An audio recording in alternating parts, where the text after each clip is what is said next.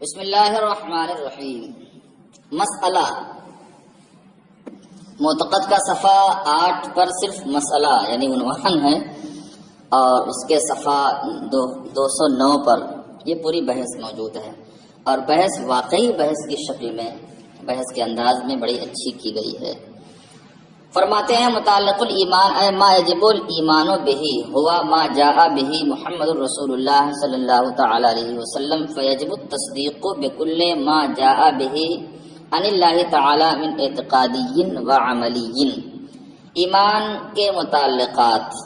یعنی وہ چیزیں جس پر ایمان لانا ضروری ہے، وہ ہے جسے لے کر اللہ کے رسول صلی اللہ تعالی علیہ وسلم تشریف لائے۔ تو جو کچھ وہ اللہ کی طرف سے لائے ان سب پر ان سب کی تصدیق واجب ہے، چاہے ان کا تعلق اعتقاد سے ہو چاہے ان کا تعلق عمل سے ہو۔ دونوں کے حق ہونے، اعتقاد سے تعلق ہے تو آپ سوچتے ہیں کہ ہاں تصدیق اس کی اعتقادی ہے تو مسائل ہے، تو اعتقاد اور تصدیق دونوں ایک دوسرے سے کہ بالکل قریب چیزیں ہیں۔ عمل کا اعتقاد رکھنا کس طرح ہوگا کہ اس عمل کے حق ہونے کا اعتقاد، جیسے نماز روزہ اور دوسرے اعمال صالحہ ہیں، عبادات ہیں، یہ اگرچہ عملی ہیں لیکن اللہ کے رسول صلی اللہ تعالی علیہ وسلم نے بتایا کہ یہ اللہ کی طرف سے حکم ہے، ان کی بجا آوری، تو ان کے حق ہونے پر کہ جب اللہ تعالیٰ کی طرف سے یہ حکم ہے تو وہ یقیناً حق ہوگا، تو اس کے حق ہونے کی تصدیق، اس کے حق ہونے کا اعتقاد رکھنا۔ اس لیے وضاحت فرماتے ہیں والمراد بالعملیہ اعتقاد و حقیت العمل، عملی سے مراد عمل کے حق ہونے کا اعتقاد رکھنا۔ اب اس کے بعد فرماتے ہیں وحاصل کل ما فی کتب الکلامیہ و دواوین السنہ تفاصیل لہذین، کتب کلامیہ اور سنت کے دفتروں میں جتنی چیزیں ہیں ان سب کا حاصل انہی دونوں کی تفصیلات ہیں، یعنی وہی مسائل، وہی چیزیں جو اعتقاد اور عمل سے متعلق ہیں، ان سب کے اندر یہی باتیں موجود ہیں۔ وہ اجمال ہو، اس کا اجمال کیا ہے اور اس کی تفصیل کیا ہے؟ وہ اجمال ہو ان یقر بان لا الہ الا اللہ، اور اس کا اجمال یہ ہے کہ اس بات کا اقرار کرنا کہ اللہ کے سوا کوئی معبود نہیں، اور اس بات کا اقرار کرنا کہ محمد رسول اللہ صلی اللہ علیہ وسلم اللہ کے رسول ہیں، ان مطابقت جنانہ و استسلامہ، نیچے لکھا ہوا اذعان، ماقبل میں اس کی گفتگو گزر چکی ہے کہ دل کے مطابق اس کا اقرار کرنا اور اپنے اذعان کے مطابق اس کا اقرار کرنا۔ دل جو ہے آپ کا اقرار آپ کے دل کے مطابق ہو، آپ کا اقرار آپ کے دل کے مطابق ہو، تو دل میں جب اعتقاد ہوگا تبھی وہ اقرار مطابق ہوگا لا الہ الا اللہ کے، اللہ تعالیٰ کے ایک ہونے کا کی جب تصدیق اور اذعان آپ کے دل میں ہوگا، موجود ہوگا، تصدیق موجود ہوگی، اذعان موجود ہوگا، تو وہ اقرار جو ہے یہ حقیقت میں مکمل طور سے ایک اجمال ہے ایمان کا۔ اور اسی طرح اللہ کے رسول صلی اللہ علیہ وسلم کے آخری پیغمبر ہونے، رسول اللہ ہونے کا جب دل میں یقین پختہ ہوگا تو زبان کا وہ اقرار قابل قبول ہوگا شرعاً۔ اور وما وقع من تفاصیل فی ملاحظۃ المکلف بأن جذبہ جاذب الی تعقل ذلک الامر التفصیلی وجب الایمان بہ تفصیلاً، اور مکلف کی نگہ بصیرت میں، اعلیٰ حضرت نے نظر بصیرت ہی لکھا ہے کہ مکلف کی نگہ بصیرت میں اس کی تفصیلات یوں ہوں گی کہ ایک کھینچنے والا اسی امر تفصیلی کے تعقل کی طرف اسے کھینچے گا۔ اس مکلف کو ایک ایسی چیز ہوگی جو اس امر تفصیلی کے تعقل یعنی اس کے ذہن میں اسے بٹھانے کی طرف اسے راغب کرے گی، تو اب اس چیز پر تفصیلاً ایمان لانا ضروری ہوگا۔ یعنی لا الہ الا اللہ کے جو تقاضے ہیں، لا الہ الا اللہ کے تقاضے ہیں، یہ تقاضے بار بار آپ کو تفصیلات کی طرف لے جائیں گے۔ محمد رسول اللہ کے جو تقاضے ہیں، یعنی اس اقرار کے جو تقاضے ہیں وہ بار بار آپ کو تفصیل کی طرف لے جائیں گے. تو یہی اجمال آپ کو تفصیل کی طرف لے جائے گا کہ اللہ کے ایک ہونے کے اقرار کا مطلب یہ ہوا کہ ہم اللہ کو خالق مانیں اور اللہ کو الہ مانیں، اور اللہ کو الہ مان لیا ہے تو جو تقاضۂ الہیت ہے اس کی تکمیل بھی ہم کریں کہ اللہ کو ہم نے معبود مانا ہے تو ایک جذبہ عبدیت بھی ہمارے اندر پیدا ہونا چاہیے، اور وہ یہ ہے کہ ہم عبادات سے کی طرف راغب ہوں، عبادات سے قریب ہوں. فرماتے ہیں اب فَإِنْ كَانَ ذَلِكَ الْأَمْرُ التَّفْصِيلِي مِمَّا يَنْفِي جَحْدَهُ الْإِسْلَامَ او یوجب التکذیب للنبی صلی اللہ تعالی علیہ وسلم فجحدہ المکلف حکم بانہ کافر. تو اگر وہی امر تفصیلی، اگر وہ امر تفصیلی ایسا ہو جس کا انکار اسلام کی نفی کرتا ہو، وہ امر تفصیلی ایسا ہو جس کا انکار اجمالی تو فقط لا الہ الا اللہ اور محمد رسول اللہ کے اقرار میں موجود ہے، یہ اجمال ہے. اس اجمال کی جو تفسیر شریعت نے بیان فرمائی ہے وہ تمام مسائل ضروریہ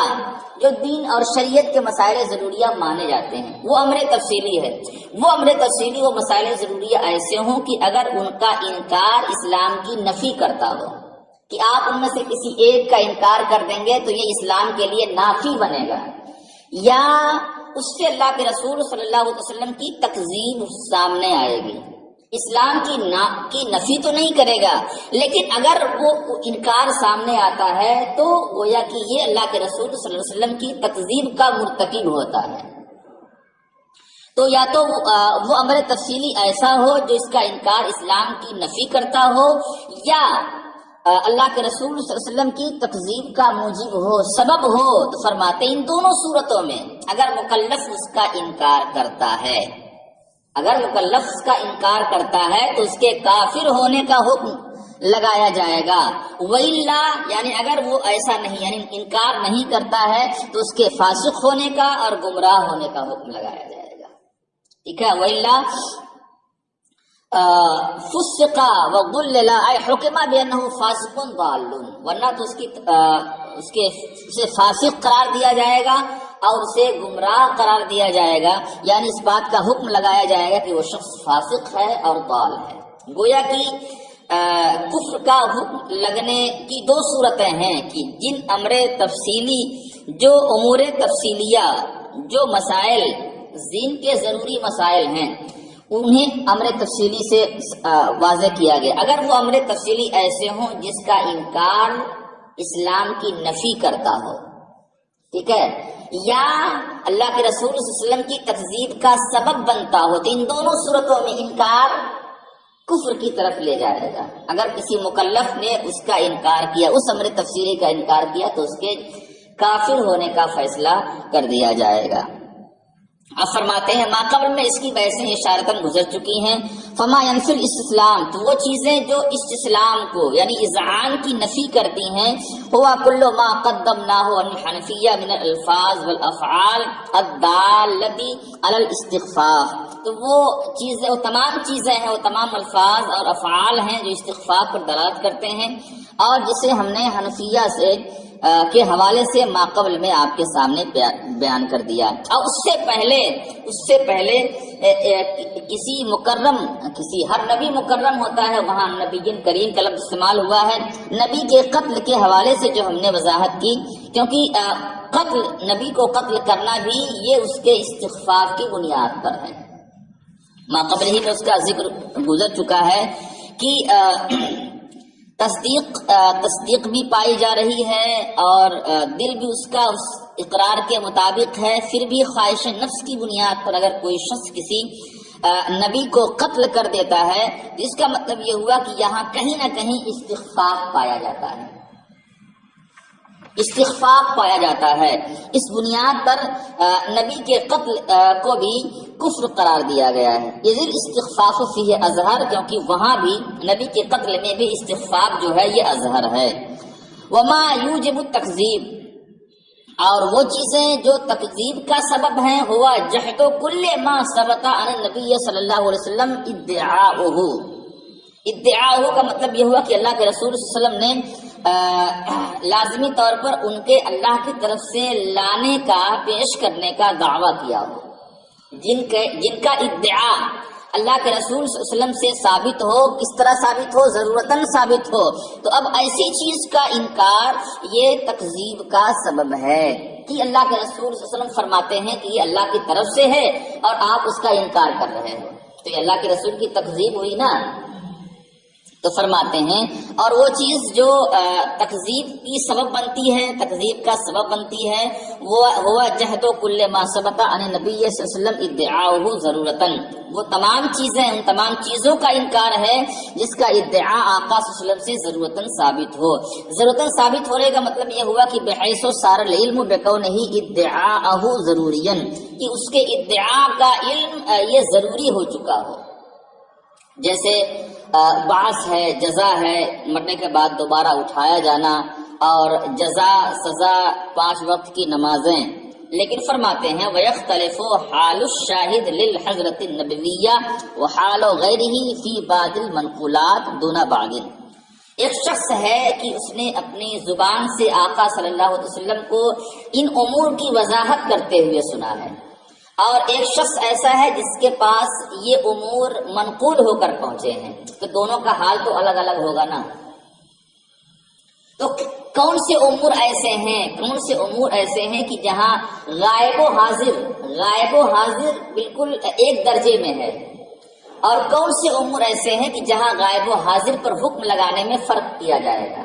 یہی ایک بڑی اہم بحث ہے جو انشاءاللہ کل پیش کی جائے گی. یہاں اتنا بیان کرتے ہیں کہ اللہ کے رسول کی بارگاہ میں حاضر ہونے والے شخص کا حال اور اس کے علاوہ کا حال بعض منقولات میں مختلف ہے اور بعض میں مختلف نہیں ہے. یعنی ظاہر سی بات ہے، نقل جیسی ہے، جن راستوں سے منقول ہو کر، ان شخصیات سے منقول ہو کر وہ ہم تک پہنچا ہے، جیسے اخبار احاد سے منقول ہو کر ہم تک وہ امور پہنچے ہیں، تو اگر ان کا انکار وہ شخص کر رہا ہے جو شاہد ہے، تو ان کا انکار کا مطلب یہ ہوا کہ اللہ کے رسول صلی اللہ علیہ وسلم کی بات کا انکار کر رہا ہے، کیونکہ وہ حاضر تھا وہاں. ٹھیک ہے، اور ہم احاد اس لیے اسے کہہ رہے ہیں کہ وہ ہمارے پاس نقل ہو کر پہنچا ہے، اور نہ وہ خبریں متواتر ہے اور نہ ہی خبریں مشہور ہے. اب ہم نے اگر اس کا انکار کیا ہے تو اس لیے نہیں کہ اللہ کے رسول نے یہ فرمایا ہے، بلکہ انکار کا مطلب یہ ہوا کہ روعات میں ذوق پایا جا رہا ہے. اور اگر شاہد اس کا انکار کرے اس کا مطلب حاضر تھا وہاں، وہ ایک شخص ہی جس نے اسے نقل کیا ہے اس حدیث پاک کو یا اس امر دینی شرعی کو، تو وہ اس نے تو اپنے کان سے آقا صلی اللہ علیہ وسلم کو یہ فرماتے ہوئے سنا کہ میں اللہ کی طرف سے یہ لے کر آیا، یہ دین کا مسئلہ ہے. اگر اس کی وضاحت آقا نے فرما دی ہے، اس ایک کان نے اسے سنا ہے، اس ایک کان پر لازم و ضروری ہے کہ اس کی تصدیق کرے. اگر وہ انکار کرتا ہے تو وہ کافر ہو جائے گا. اس کے علاوہ جتنے کان ہیں ان تمام کانوں نے سنا ہے، نقل واحد کے ذریعے سے اس تک وہ باتیں پہنچی ہیں. تو اب اگر وہ انکار کرتا ہے تو اس انکار کو کفر نہیں قرار دیا جائے گا. گویا کہ یہاں حاضر اور غائب کا حکم الگ الگ ہو جائے گا. شاہد انکار کرے گا، حاضر انکار کرے گا تو حکم کفر ہوگا، اور اگر غائب انکار کر رہا ہے تو حکم کفر نہیں ہوگا. یہ فرق ہے. لیکن وہ مسائل ضروریہ دینیہ جو نقل مشہور کے ذریعے سے، نقل متواتر کے ذریعے سے ہم تک پہنچے ہیں، ان میں حاضر و غائب دونوں کا حکم یکساں ہے. جو حاضر انکار کرے گا تو بھی اس پر حکم کفر ہوگا، غائب انکار کرے گا تو بھی اس پر حکم